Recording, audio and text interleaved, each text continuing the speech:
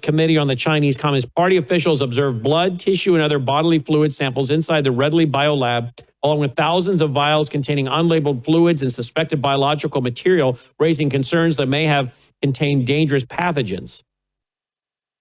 Some of the vials were labeled with the pathogen names in English and Mandarin.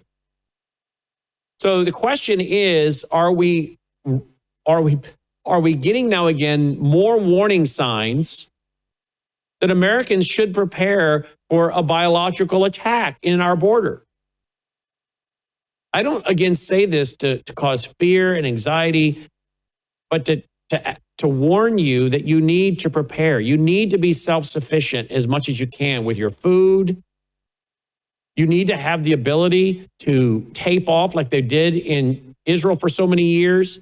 As Jimmy DeYoung, who would report for us for so long, he would tape off rooms with plastic and duct tape. And they would dive into their rooms with their gas masks when the sirens would go off. And that was when Saddam Hussein was threatening to use biological warfare on missiles against them. But do you have what you need to seal off one room? Do you have what you need should there be these kind of problems? We just have seen here in the Mid-South the absolute lack of preparedness by people. The immaturity, the silliness, the hedonism, all about entertainment, football, sports, traveling, this very expensive homes, but not a dollar spent on power. No backup, no nothing. $2-3 million homes in Nashville, and the social media people are complaining. They're having to abandon their 40-degree homes and go to hotels they can find with power. You can build a $2-3 million home, but you can't buy a generator, a solar generator, an LP generator, a gas generator. Americans had better prepare. The signs are here. We need to prepare spiritually first and foremost. May God save America. Take care.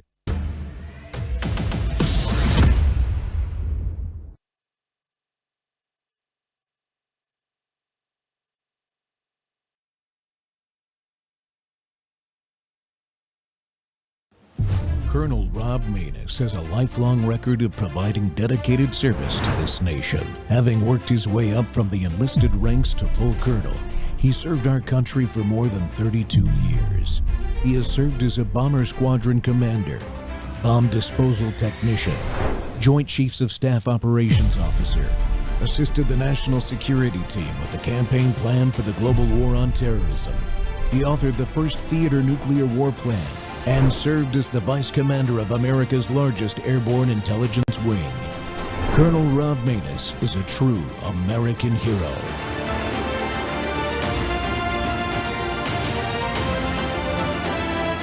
This is Rob Maness Live. Today, Governor Tate Reeves visited warming shelters across the state alongside U.S. Homeland Security Secretary Kristi Noem.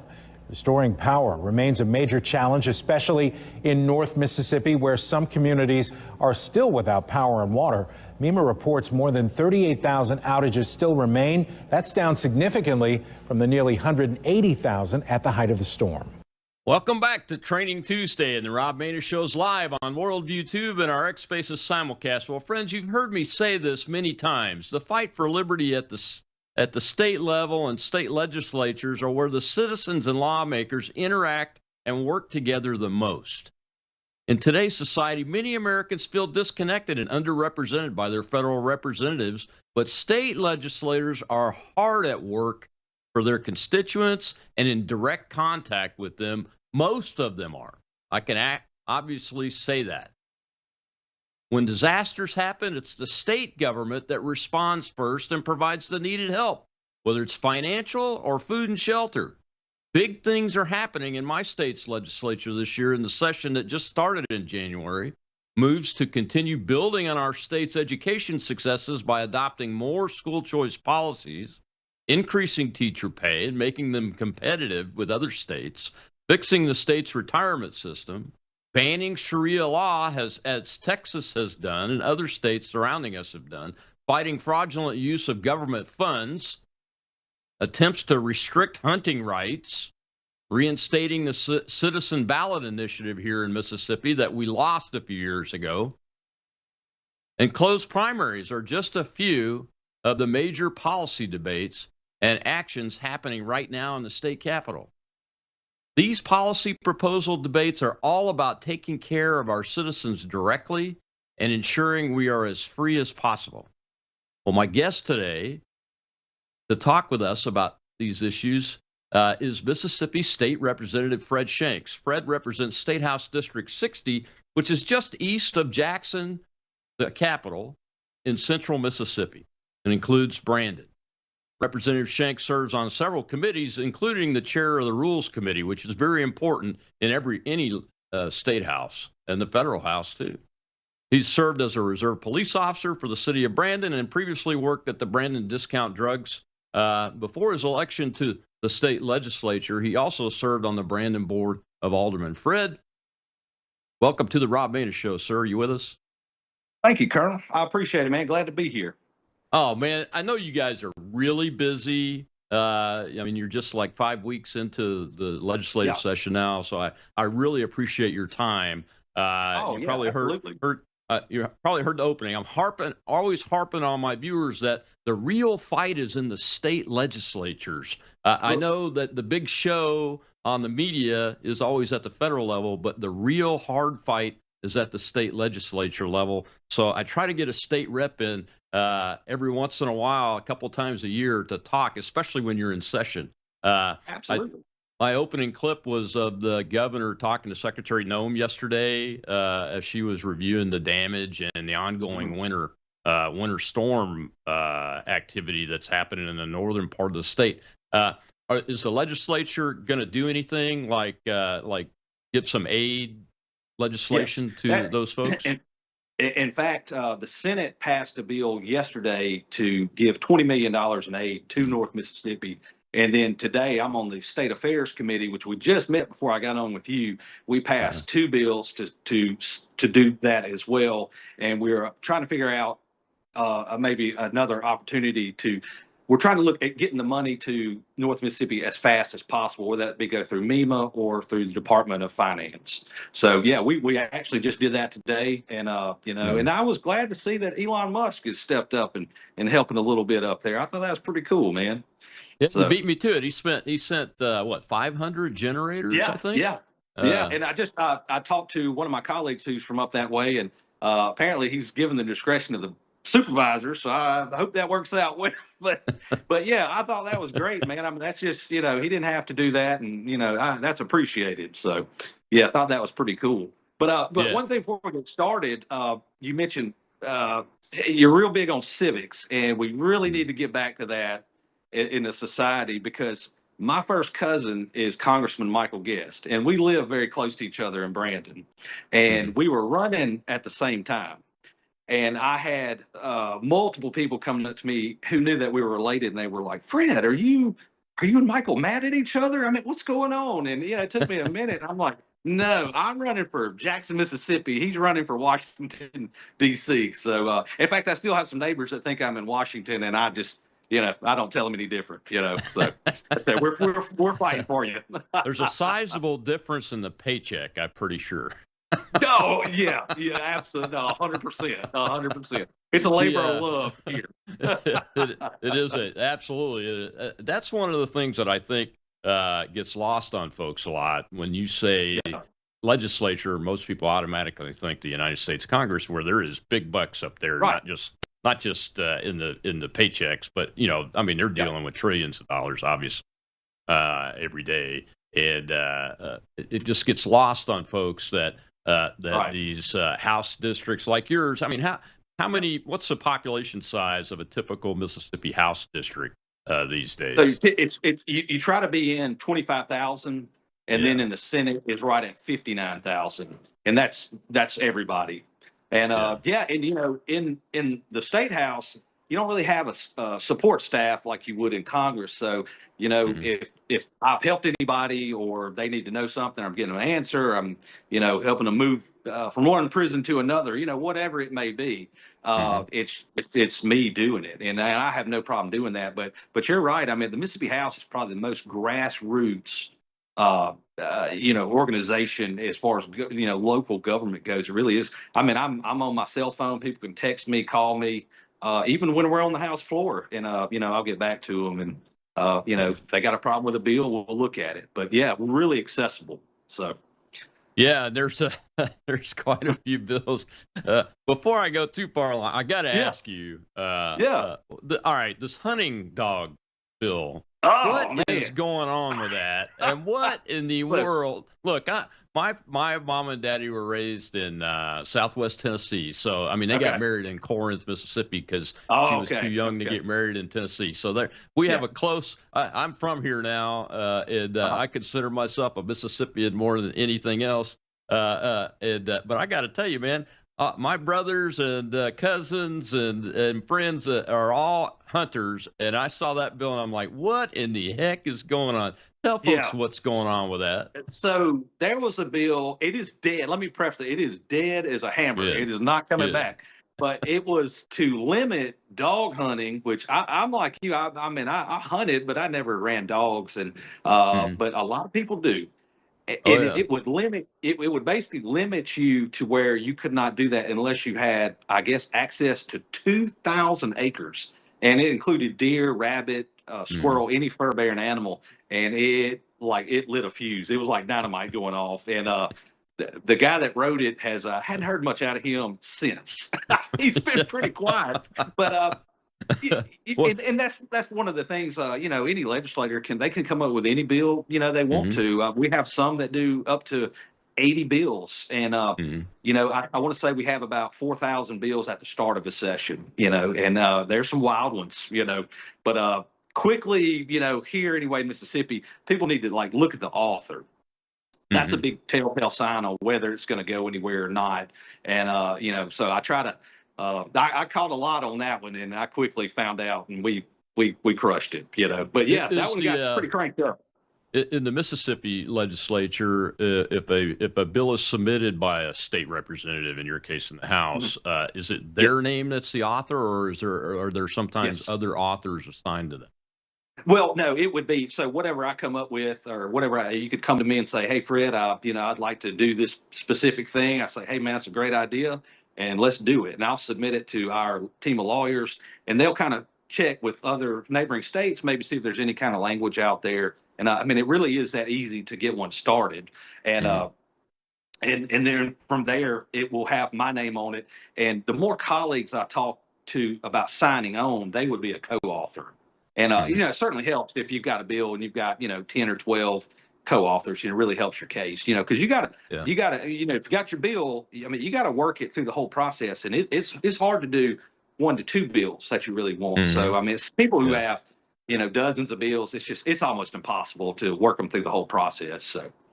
I'm glad you brought up the process because you're the chairman of the Rules Committee. I have a pretty good understanding of how the Rules Committee at the national U.S. House of Representatives works. What's the process of a bill as it relates to the Rules Committee in the State House? So what I do is the House chamber operates under a series of rules, which come through me. This past year, or when I became Rules Chairman, one of the things I did is I allowed firearms in the House chamber. Something got brought up. Former law enforcement, I'm like, hey, it sounds like a good idea. Let's do it. But because we were all probably packing heat anyway up here, so it just made sense. But we'll do that. I will also do any proclamations or resolutions on guests. If you were to come here, I'd have something written up for you and introduce you, and all those types of things go through here. And then the speaker is actually on my committee. He and the speaker pro tem. So the speaker can send any piece of legislation he wants to through the committee if he's trying to use it, strategically, so to speak. So it's pretty wide open, but it is the busiest committee here. We usually meet every day, where most committees probably meet once a week. So. Yeah, that sounds very similar to the federal level. That is the busiest committee group. I know some folks that are on that up there. They quite often get in trouble. Some of them do. Oh yeah, yes, right. we're not trying to do that here. But, Nobody is ever trying to do that, but sometimes you got to make a decision on something that's not something you necessarily are it's going to be loved by the public especially. So there's some big priorities that Speaker White has this legislative session. I kind of got the HB2 discussion reserved for the next segment, but I want to start it now. So what are his top 5 priorities for this session? Obviously, the school choice bill is one of them. Well, I mean, I'd be real honest with you. School choice has kind of sucked the air out of the room. It has been, and generally, when you do something that big, you'll kind of wait till session gets going. But we came out of the gate on it, and it's already over at the Senate, and they may take it up Thursday, is what I hear. But that was primarily the biggest one that he had. Some of the other things, some of the other big ones that we're actually working on today are pharmacy benefit managers. Some reform there, and what that'll do is that'll help our independent pharmacies, which are in all of our communities and are part of the community, and helping that way. So we're doing that right now.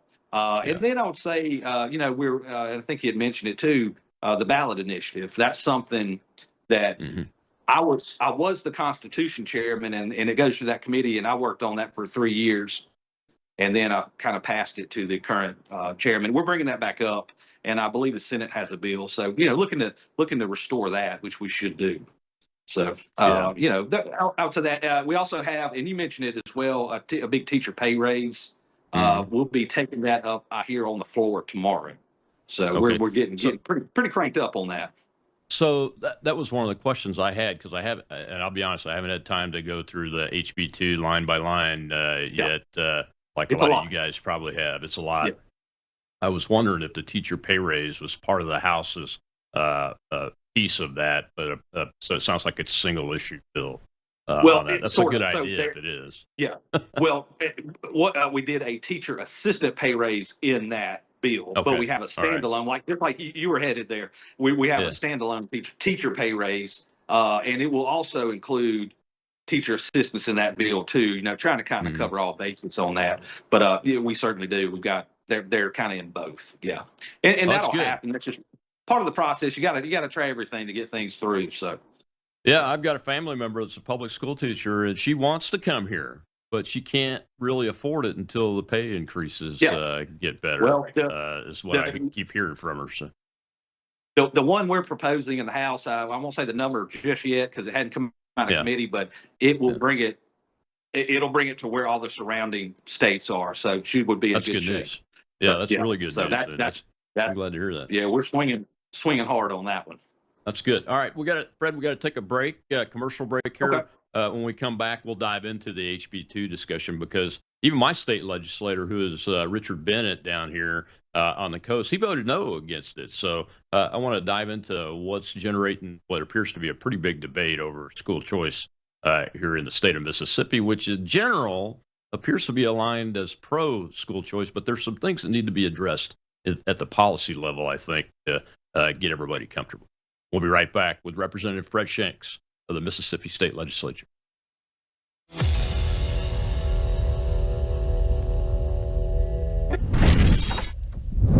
You woke up with a sore throat and a low-grade fever. You know you are getting sick, so here's your choices. You can get sicker and miss work. Try to see a doctor this week, or sit hours in a crowded waiting room at urgent care. I have a smarter option for you. Open your medical emergency kit. Match your symptoms to doctor-recommended prescription in your booklet, and take the right meds now and get well faster. This is not a first aid kit. It's like having an urgent care in your home. It includes doctor-prescribed medications to treat over 39 medical issues like respiratory infections, strep throat, pneumonia, UTIs, and more. No waiting to see the doctor, and no standing in line at the pharmacy. It's right here. Every home should have at least one medical emergency kit, and here's how to order. Go to worldviewhealthcare.com. Your kit to treat dozens of common and serious illnesses is rushed to your door. worldviewhealthcare.com. That's worldviewhealthcare.com. The emergency kit available at worldviewhealthcare.com. Make sure you don't have to go to urgent care. I got pneumonia. I didn't have to go. I took this last year. Stayed at home. Went to bed.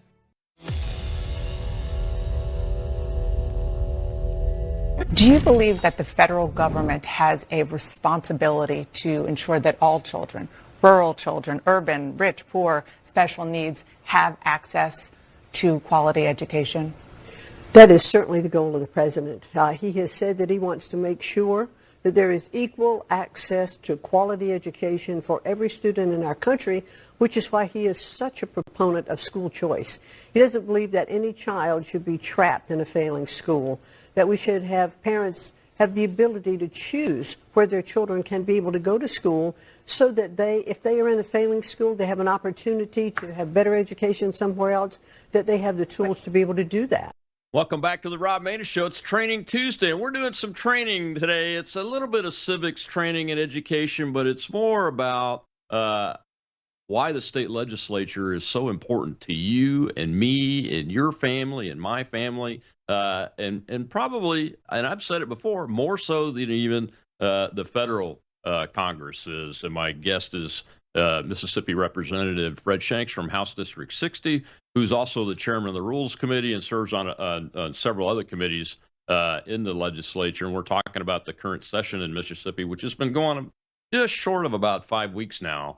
And their priorities, the speaker's, Jason White's priority is a bill called HB2, which is a massive school choice bill. And Fred, just as we were leading out of for the break there, I mentioned that my state rep had voted no on this bill. And the reason I want to lead with that is that one of the concerns that I hear about here all along the coast, and I'm on the executive committee for the Republican Party in Harrison County, so I try to get around and talk to folks at the grassroots level as much as I can.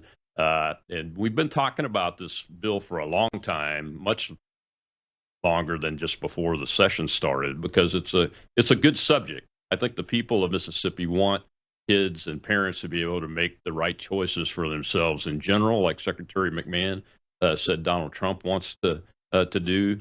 And everything. But one of the big concerns down here is that we not throw the baby out with the bathwater, so to speak. You know, the Long Beach schools where Representative Bennett is, most of his district is. I'm in Gulfport, and I'm in a small part of it, though, but most of it's Long Beach.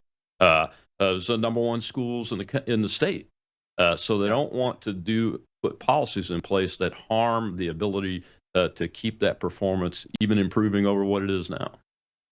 What is going on with this bill? Is there anything you can talk about that might resolve that issue or address that issue for folks? Well, you're right on the money. So you got the good school districts. They look at it like, we got a good thing going. Everything's working okay. We don't want to change anything. And then you have school districts like where Speaker Jason White, where he's from more of a rural area where, school choice would benefit kids. And it's very, very contentious. I want to say, outside of me voting on the Mississippi state flag, that was the most contentious vote I'd ever taken up until this one. And I would say this one's right there with it. And it's just you've got there's that easily. That's what it comes down to. I think the main thing to do is to reach out to the communities. And it was a huge bill. It was over 500 pages. So just the more education on it is what would help. Just the flow of information. Yeah. But it comes down to that. Yeah. People have good school districts. They just don't want to, they fear messing with it in any way. And obviously this is a sweeping change, to that. So, but now there is some, opt out type clauses where if a school is at capacity, then they cannot accept, any other children coming in. There's some things, but it's still just kind of up in the air as far as kind of where it's going to go when it gets, when it actually hits the Senate committee. Yeah. So I get one of the questions that I have then is why so big? Why does it have to be such a large bill? It's my understanding there are something around between 18 and 20 individual pieces of legislation that were rolled into this one bill. What's the purpose behind making it all in one like? That's a good question. I'm not on the education committee, so I'm not quite sure why we went so big with it. But the Senate came out and they passed immediately on the first day kind of a bare bones policy that it basically says that if a school accepts you, the school you're at has to release you. So they went ahead and passed that, and then we came out and it was A lot of it was code section, but I mean, it was 553 pages. It was huge. That's a good question. I'm leaning more to Yeah. where your thoughts are. It's just so much easier to get something through that is, a little more specific. So, but it was the full meal deal. And it was Yeah. coming. We were hearing a lot from the national. I know you had McMahon on right before I Mhm. came on, and we've been in talks with Washington D.C. for a long time, and I think most of it came from there. So that's why it was so Yeah. big. Yeah, I was going to ask you what inputs the federal level made, and then ask you about if you know anything about other outside organizations that are working on it. Yeah, well, yeah, there were both. We had some local, kind of, I guess I'd call them think tanks, conservative think tanks that Hmm. that deal with, like Empower Mississippi. They're a good group of folks, Hmm. real close to me Yeah. right now, right down the street from the Capitol, and they were involved. We had several different groups involved, but yeah, we were talking a lot with Washington. A bunch of us went to Washington D.C. this summer and had a meeting, and they kind of gave us, their spiel for it, and then. I was in a meeting where some of Trump's education folks came down here and talked to us. So, Hmm. yeah, it's been a lot of communication with Washington.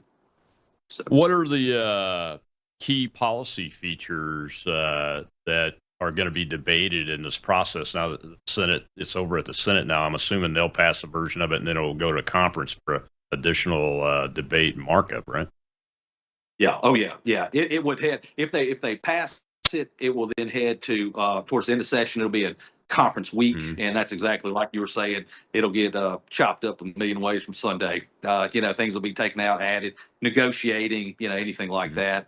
I mean, the big piece is, I mean, kids that are excelling at their school and their school's just limiting them. I mean, that's who it's designed Hmm. to help. And of course, some special needs children who maybe their school does not have the program that they need. It's designed for those. So that's the key pieces that are keeping this thing going. So So those are the key pieces that would give parents the ability to opt out of the current school and move their kid to another school. Uh, what about the financing of this? Do we know yet how the proposal is supposed to work coming out of the House? well, Because the basic idea. yeah, Let me just finish this thought real quick. The basic idea, the way I understand it, is that the money follows the child, funding kids instead of systems. Is the watchword, the slogan I think you hear and everything. Which in general, I totally agree with that. I've yeah, always been a yeah, school choice advocate.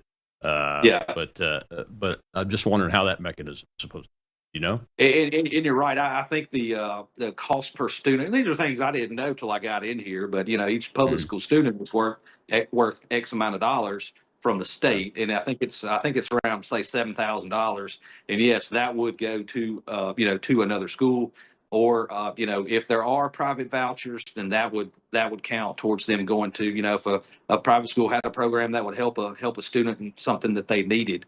And then there's supposed to be a fund set up to cover that additional expense where your local taxes do. And that's been a big Mhm. contentious argument, is people in a county that's doing well, kind of like yours, they would say, well, I pay property taxes, Mhm. and I want to keep this area nice. That's why I pay them. That's one of the big talking points right now. But yes, the money would follow the student.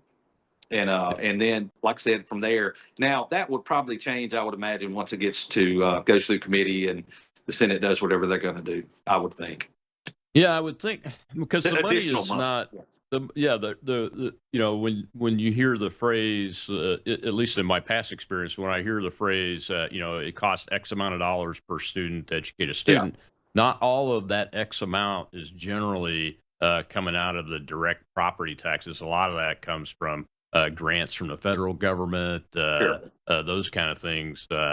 I've heard, but I haven't been able to confirm this yet, that there would be a split to where the non-tax dollar funding would stay with the school giving up the student, and only that direct tax money would go with the student. Yeah. Does that sound right?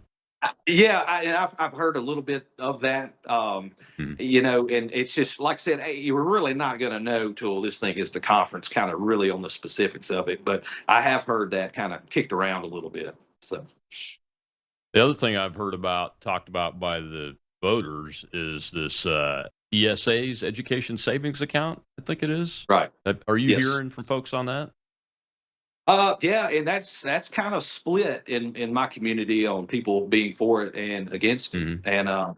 And yeah, I mean that's a massive talking point on both sides. People Yeah. argue against it and for it, and absolutely that's a huge piece of it on kind of where people's thoughts are about it. So Yeah. now, does that stay? I would just my thoughts on it. I would think that might not make it. Mhm. Once it gets to the Senate is my guess.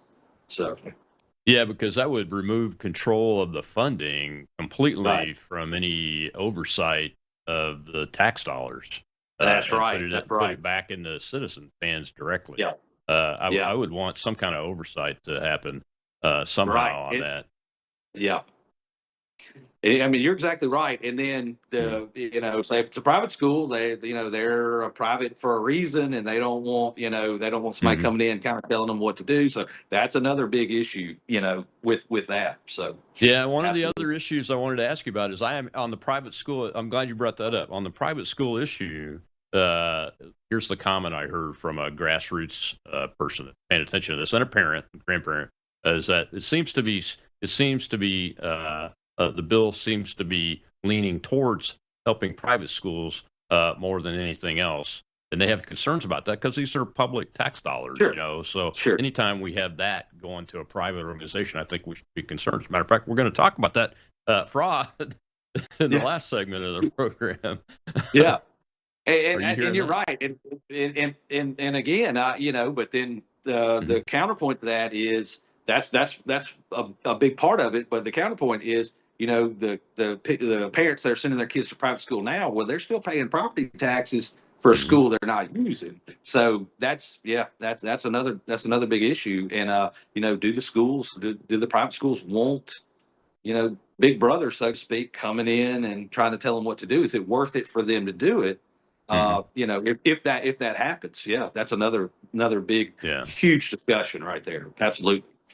Yeah, well, we got to take another break, Fred. When we come back, I want to keep this discussion going for a little bit on schools because I'm a big homeschooler. I homeschooled my youngest son in junior high and high school, and I've heard there's a bill or two associated with that, and I want to find out what we know about HB2's impact on the homeschool situation specifically, because it's very important to be able to homeschool your children when it's necessary to get that job done. So we'll be right back with Mississippi State Rep. Fred Shanks from House District 60 up in Brandon, Mississippi.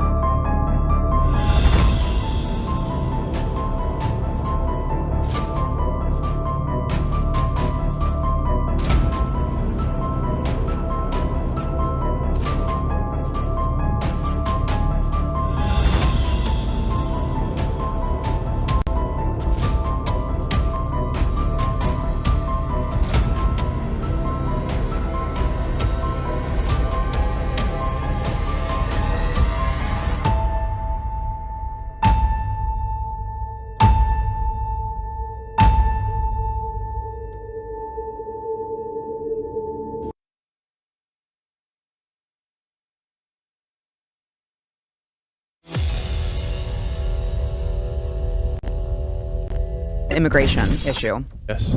What do we do about radical Islam? First thing to say is America is a Christian nation. Thanks be to God for that heritage. That is the reason that so many generations of average Americans have been able to lead full and dignified lives. And we should embrace that heritage, be grateful for it. Americans are rightly concerned about radical Islam. the first introduction a lot of Americans had to Islam was 9/11. Yeah. And now, what are we seeing? We're seeing hordes of radical Islamic immigration. They come in and they explicitly, overtly attempt to stand up legal regimes and processes that are contrary to the American Constitution, inconsistent with the American spirit. And then within those groups, there are networks that are taking advantage of the generosity of the American taxpayer, right? These people, right? We should say unequivocally, Sharia law, like banned across the United States. There is no universe in which Sharia-inspired norms, whether that's family law, financing, criminal justice, any of that stuff, has no place here. And then finally, if you are even a naturalized citizen. Okay, go ahead, lay it on me. You take I was waiting for. You take advantage of the American taxpayer. You will be aggressively prosecuted. Great. You will be denaturalized if necessary, and you will be sent back home.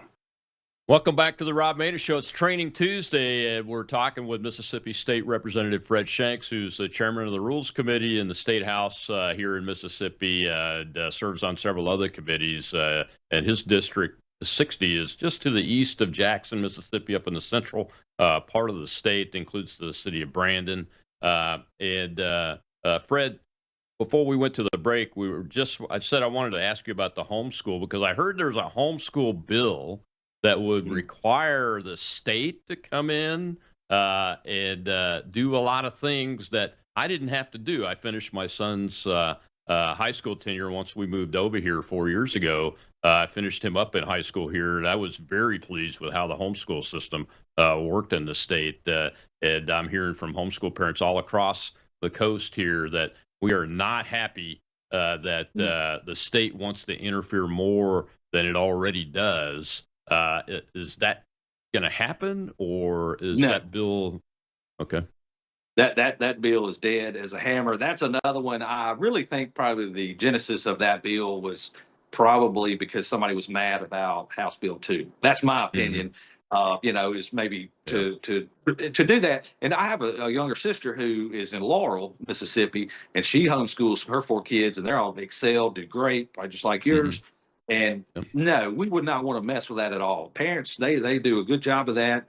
I've never heard of any situations that I've heard of that were detrimental to children being homeschooled, and usually come out better, in my opinion, and from everything I've heard. So no, that bill's dead, and it's not gonna. There won't be anything with that. So if anything, we want to. Yeah. Is HB 2 going to have any provisions so that homeschool parents can get access to some of the tax dollars? I mean, that's the one thing that, we were able to do it very easily because of our financial situation, but not everybody can. And you do have to pay for the curriculum and those kind of things that you don't have to pay for in public school. Yes, they were included in that. I cannot remember quite the dollar amount, but it was in the thousands of dollars. Again, they're taxpayers like everybody else. I mean, I fully think they are entitled to something in that as well. Yeah. So, yes, there is in the bill, and I would certainly want, that to happen. And before we jump to Sharia law, I have to ask you about the sports aspect of HB 2. What are you hearing about concerns about the sports piece of it? I don't know if you've ever heard of the Tim Tebow Act, which allows homeschoolers to participate in public school system sports. But I hear a lot from folks, well, yeah, but what if they want to move Johnny, the star football player, out of our team and over to another team, and those kind of things? Is there a sports aspect to this at all? Well, yes and no. I mean, that is it's against the rules to do that. And, now I'm sure people, obviously they skirt the rules on that. But no, all those rules that are in place, like sitting out a year and all that kind of stuff, they're still in there. So, and clearly that was one of the big points. It's like, well, if this passes, everybody's just going to take the good athletes out of one school, take it to another. But no, that wouldn't happen. Okay. And and the Tim Tebow Act, I really like, because again, it's homeschool children. They want to play sports. Their families are paying school tax like everybody else. So let them play. And you're really not talking about a whole lot of kids taking advantage of that. But I think it's a good deal. So. Yeah, I do too. It's something that I haven't seen in other states. In the places I have seen it, the kids are they work well within the system, parents and kids and school systems. and it works out, and all the fears are kind of put to the back burner, and they Right. evaporate and go away. I have a live audience, and I do have a question over there. I want to go ahead and take the question from the audience member before we jump into this. But I do have a question on my mind about Islamist private schooling as we get into the Sharia law bill issue that I'm aware there's a bill in the State House that's coming through the process. So I want to talk about that. But let's take this question first. Our host over in the audience is Shell. Go ahead, Shell. We have Wib, sir. Thank you, Shell. Thank you, Rob. Thank you, Rep Shanks. My question is, for HB2, how much is your GovEd demanding that you pay in order to allow this legislation to go through? Texas just tackled this last year, and we had to pay GovEd like some outrageous. It was like either 10 million or $10 billion in order to be allowed to pass the school voucher program. Yeah, I'm sorry. Are you saying that the state had to pay the federal government in order to do it? No, it was more like green mail to the state school, to the education system within Texas. I mean, that's just, I'm assuming it's just set up differently, but that's never popped up in any discussions that I've been in on the bill. Certainly there's a cost because the state's gonna, pick up this, but that type of situation, I've never heard anything about that. So. Yeah, I mean, there is going to be a cost to it, as the representative said. So, but I don't think those dollars have been collected together as an amount to become a talking point or a debate issue as yet on this. The Senate hasn't taken it up yet, so they'll probably hear this and do it that way. There you go. Yeah, you never know. But that's a great question. That is a great question. There is a cost to doing this. There's a cost to doing everything, and the taxpayers that have to vote on it and their representatives that have to vote on it should know about it. But one more question on this: is there a plan, or do you think it'd be I think it'd be a good idea. I just thought of this as we were talking during the show. Is maybe Speaker White and his team could go out to some of these districts where this bill is contentious and do some town halls with folks and answer questions and answer their questions about it. I know they've done a little bit of that before the session, but is there time to do that? Or would that be a worthwhile thing? Does that happen? Oh, I definitely, I believe in those. And, the more you educate the public on anything we're doing up here, absolutely. Yeah. I mean, I would, if I was on the education committee and especially in the Senate, I would be doing these weekly until the end of session. Absolutely. I mean, I like those. I think they're effective. They let the public know what's going on. I'm real open obviously on social media and things like that. But yeah, absolutely. I think that'd be a great idea. So, I follow you on social media now, and I appreciate your efforts to communicate, even though I'm not your constituent, but it's good to have somebody giving a play-by-play because that it answers a lot of concerns. And I think a lot of concerns with HB2 could be answered just by over communicating about the specific policies that addresses. But there is a Sharia law bill in the session this time. You mentioned it in one of your posts, which gave me the idea. I wanted to ask you about it. I think it's just so you know where I'm coming from. I was in the Pentagon on 9/11, 32 years in the military, been a bomb disposal tech fighting terrorism since I was about 18 years old. And I'm very familiar with Islam. Islam is not a religion. It is a form of government. But most Americans, when they hear the restrictions that want to be put on and those kind of things, they react from the perspective of the First Amendment and the freedom to worship as you please and freedom to think and those kind of things, the First Amendment protections and those kind of things. So how does this bill work that we're proposing, and how is it going to address people that just don't really have a good understanding of what Sharia law is? Yeah, you stated it very well. It is an insurgent movement, in my opinion, especially as we're seeing, nationally and in Minnesota. Mhm. I mean, it's not, and I agree with you. It is not a religion at all. I've really been looking into it a lot since things have been popping off, and it's kind of, they kind of come in. They could buy up land, and that was one of my concerns. I've got some rural area in Rankin County, Mhm. and then the other counties around. What's to stop a group coming in buying hundreds and hundreds of acres, nobody knowing about it? Next thing you know, you've got a major problem on your hand. And Mhm. and that's why I came up with the bill. Obviously, as you mentioned, Texas kind of led the charge on it, and some other states Mhm. have done it now. And there's actually 4 bills right now that we have.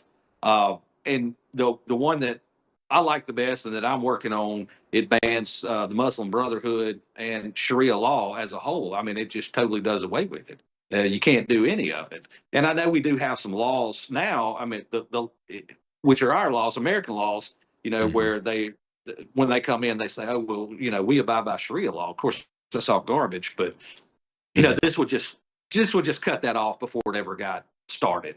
So, but it really does concern me because I do believe that they're not, these movements are going to move to more rural and less populated areas where they can get a Mhm. foothold, in my opinion. And I think that's exactly where they're headed. So, just trying to get ahead of it is what I'm trying to do. Well, yeah, I mean that's where all of these movements go. Look, the United States of America is a vast country. Right. Having spent my life flying over it, a large part of it, flying over this country back and forth, it's huge. So the rural parts of it vastly outnumber the Yeah. urban Yeah. parts, and it's easy to just hide in the shadows, so to speak, Yeah. or just people not pay attention to you That's because you can right. go out and do your own thing because we like Yeah. freedom, you know? Right. I don't want to trample on anybody's rights Yeah. or or infringe on anybody. Hmm. But like I said, this is not freedom of religion. This is not. That's not what this is. Yeah. It's Exactly. they're slowly trying to either outpopulate us and take over, and that's just. Hmm. I mean, we're looking at it. Our eyes are not lying to us right now. Well, And what an ultimate slap in the face to you and your career trying to yeah. stop this, and Yeah. then here it is right Exactly. in our own backyard. So, Oh, you're absolutely right. I'm glad we're doing it. That's one yeah. of the things that I was asking folks who are down here about is if there was a plan to get this done. Will it designate the Muslim Brotherhood as a domestic terrorist organization like Texas did? I think that's Yes, very important. I right, think it's very right. important that that get done. Yeah. Yeah, and mine even includes CAIR, CAIR, which is an organization, Arabic organization. Same thing. It's just a Yeah. renamed. I mean, I mean, to be honest with you, it's a terrorist organization. Trying to Yeah. establish their own another foothold. So yeah, mine gets rid Mhm. of all that. And Yeah, the absolutely, Council on American Islamic Relations. right, That's CARE. It is an arm of the Muslim Brotherhood. I'm glad you brought that up. We yeah, have to include all of these networks that are right, tied together like this in order to get our arms around this thing. Well, you mentioned buying land and everything. We're going to come back from the break. I want to talk about fraud, and this is related to the Islamist folks that are here too, but also other immigrant groups and just folks getting away with defrauding government entities and using our tax dollars in a way that the voter and the legislators didn't intend to. And we'll be right back with Fred Shanks.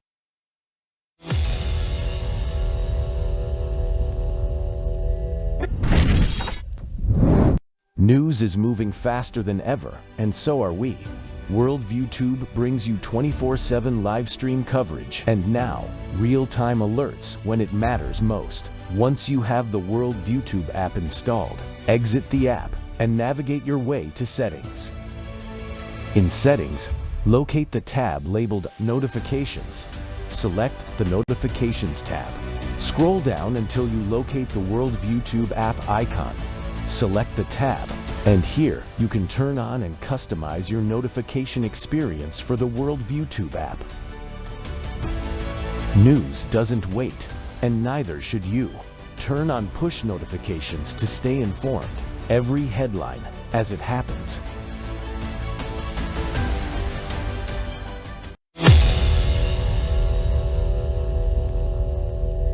It is Mississippi's largest ever public embezzlement scandal. $77 million in federal funds meant for child poverty reduction programs, employment assistance, and child care services. But the money was allegedly spent on homes and cars, luxury drug rehab, and on sham nonprofits. Former professional wrestler Ted DiBiase Jr. is due in court today, federally charged in the scheme with conspiracy, wire fraud, theft of government funds, and money laundering. DiBiase Jr. is accused of embezzling nearly $4 million in welfare funds in 2020 through fraudulent contracts. At least 7 people in total have pleaded guilty in the scandal, including DiBiase's brother and Mississippi's former Department of Human Services director. The state's Republican auditor, who's been looking at this for years, warned in 2023 about how perpetrators got away with it. Watch. Our Department of Human Services is not monitoring its sub-grantees, its nonprofits, to ensure that the dollars are reaching needy folks. The head of the agency did not want them monitored because he was handing large amounts of funds to the nonprofits, and then he and the nonprofit executives were discussing ways to spend those dollars in violation of the law and in violation of TANF regs. Monitoring needs to be taken seriously, and it was not in the state of Mississippi. DiBiase Jr. has pleaded not guilty. The trial expected to last about 3 weeks. Welcome back to the Rob Maness Show. It's Training Tuesday. That clip was from earlier in January of 2026, and it embedded in that is a clip of Auditor Shad White from 2023 when a lot of this originally was breaking, this fraud, especially in the welfare system here in the state of Mississippi. And my guest today is State Representative Fred Shanks. He's the chairman of the House Rules Committee and hails from House District 60. Fred, I use that clip just to remind everybody that, hey, you know, just because we're down here in Mississippi and kind of people think we're out of the way, it doesn't mean that people can't abuse and fraudulently use tax dollars and steal from you and me, basically. Right. You know, and while that information that was presented there was over the last few years, I wanted to ask you, is the legislature taking any steps to strengthen our anti-fraud and counter-fraud and auditing laws to help the future auditor? I know Mr. White's not going to be the auditor for his whole life, I don't think. So future auditors need to have, do they need to have stronger tools and laws to back them up so that we can force these agencies to properly protect our funds?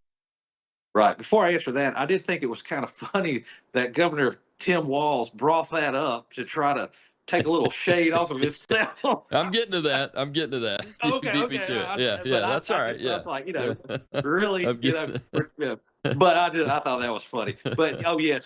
So, you know, after that happened, it kind of caught everybody by surprise. I mean, you know, these state department heads, which is what Davis was, who was over DHS at the time. I mean, they had a lot of authority, and I mean, there was just nobody really.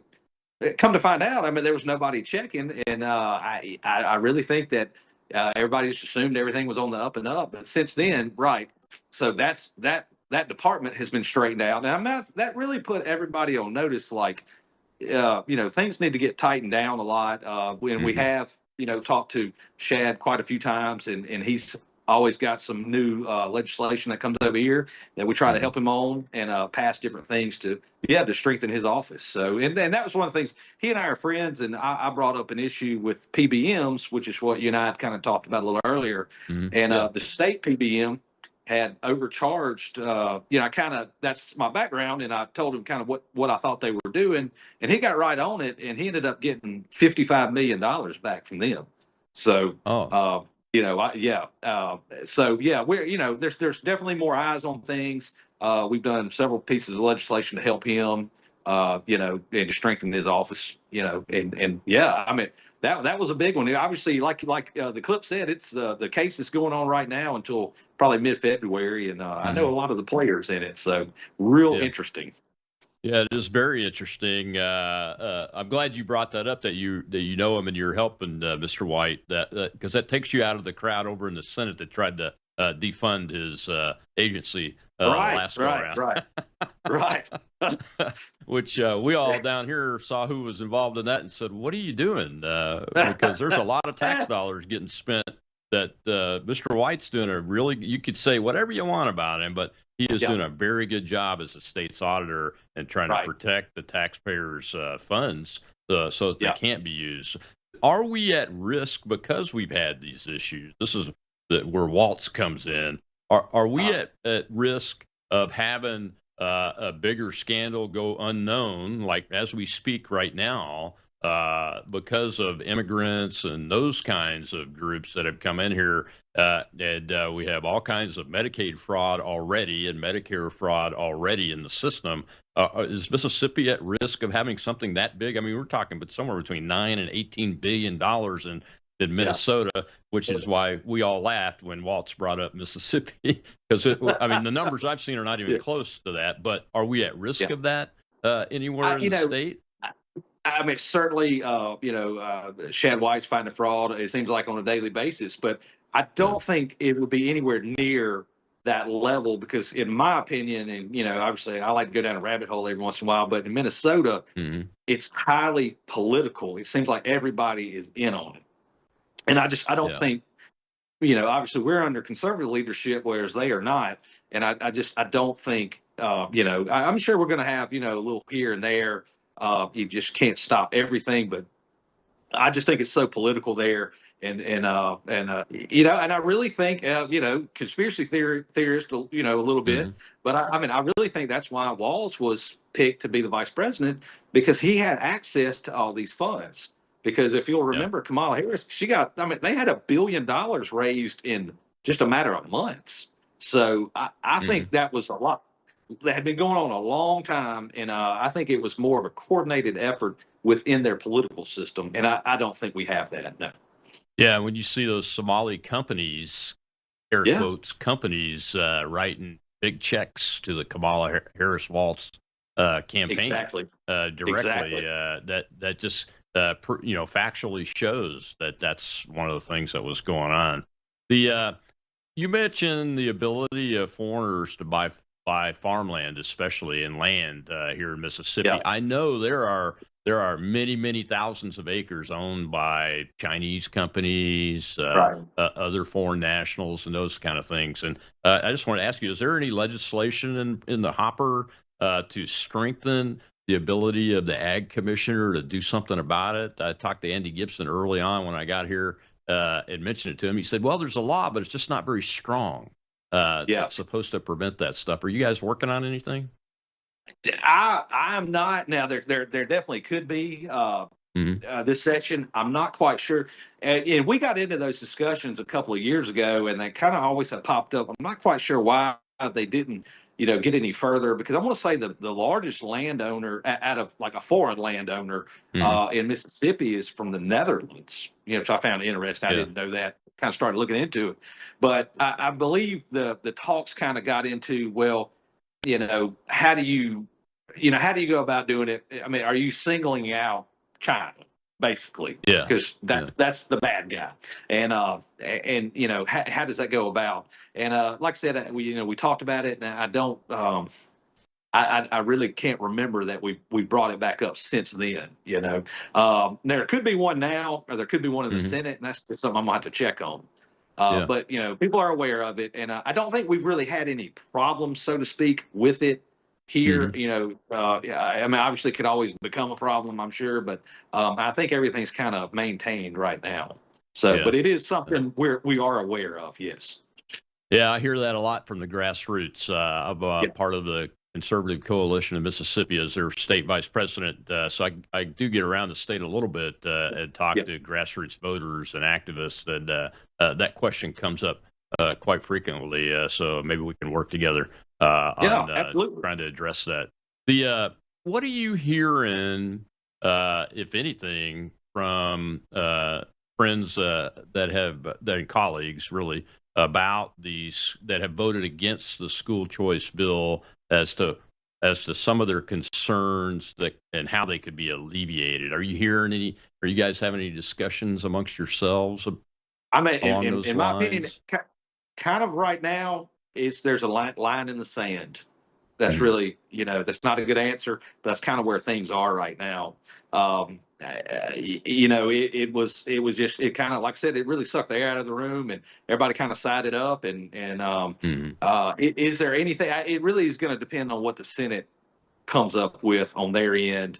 And do we still have the votes over here because it was really, really close, or do we not? So I wouldn't say there's one particular issue. I think it's a mindset, and kind of like you were saying earlier. I mean, the best thing that would need to happen is that people are going to have to go in their communities and work their communities on this, educate their communities, and that's where that's what's going to make that legislator's mind up more than anything. Yeah, absolutely. Well, I got a couple minutes left. We mentioned the closed primary bill is one of them. Have you got any visibility into that? What your colleagues are talking about from that perspective? I think it's originating over in the Senate, though. Correct. I think that's Senator Hartness, I believe. Yeah, Don Hartness. I heard him talking about it. I don't necessarily have any heartburn about it. I don't think there's one on the House side. It just hadn't made it. It just hadn't made it over here yet, as far as anything. But no, I'm really interested in it. I'd kind of like to see what happens. And kind of see where it goes from here. But yeah, that'd be a good one to talk about, good discussion on it. So, I'm looking forward to, hopefully it'll come over here on our side.